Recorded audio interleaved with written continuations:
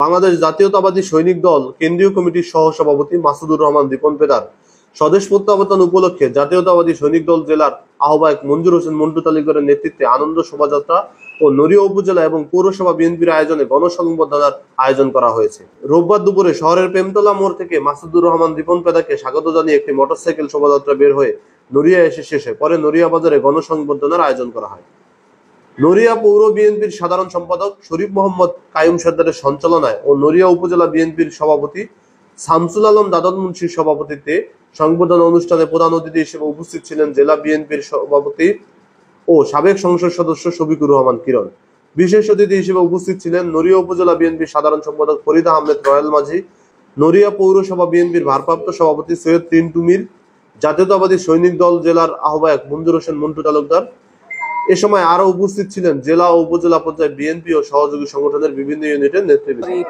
সরকারের দ্বারা বিভিন্নভাবে নির্যাতিত হয়েছি। অনেক নেতাকর্মী দেশে থাকতে পারেনি, প্রবাসে পালিয়ে গিয়েছিল। এখন এই জুলাইয়ের আন্দোলনের মাধ্যমে সেই ফ্যাসিস্ট সরকারের পতন হওয়ার পরে এখন সব নেতাকর্মীরা দেশে ফিরে আসতেছে। আমরা চাই এই ফ্যাসিস্ট সরকার যেন এই দেশে আর পুনরাবৃত্তি না ঘটে, তারা এই দেশে যেন আর দ্বিতীয়বার রাজনীতি করার সুযোগ না পায়।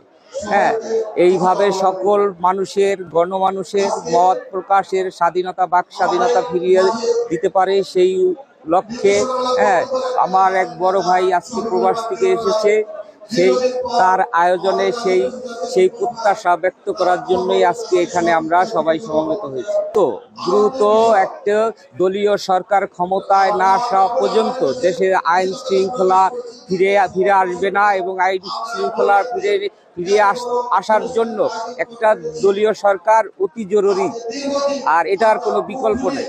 দলীয় সরকার ছাড়া দেশে আইন শৃঙ্খলা নিয়ন্ত্রণ করা কোনোদিনই সম্ভব না। আজকে দীর্ঘদিন পর, দীর্ঘ 17 বছর পরে আজকে বাংলাদেশের মাটিতে আমি নিজে খুবই আনন্দিত মনে করছি, এবং নড়িয়াবাসীর সবাইকে আমি আমার মন প্রাণ থেকে আন্তরিক শুভেচ্ছা ও ভালোবাসা জানাইতেছি। আমি দীর্ঘদিন জার্মানিতে ছিলাম, ঠিক আছে।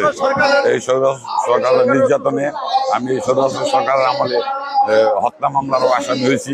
আমি জেল খাটছি এই শরীরপুরে। জেল খাটার পরে আমি এই দেশ ছাড়তে বাধ্য হয়েছি। এই বিগত 17 বছর পরে আজকে আবার আমি দেশে আসলাম নিজের মাটিতে।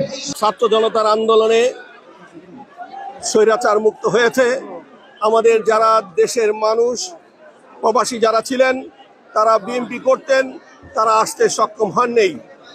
5ই আগস্টের পর থেকে এসে বাংলাদেশ নির্মাণে, নতুন বাংলাদেশ নির্মাণে তাদের সম্পৃক্ততা বাড়াচ্ছে, এবং আগামী নির্বাচনে জাতীয়তাবাদী দল নড়িয়া সখীপুরে যেন বিজয় বেগম খালেদা জিয়াকে উপহার দিতে পারে, সেই মোতাবেক কাজ করবে, সেরকম আমাদের সকলের প্রতীক।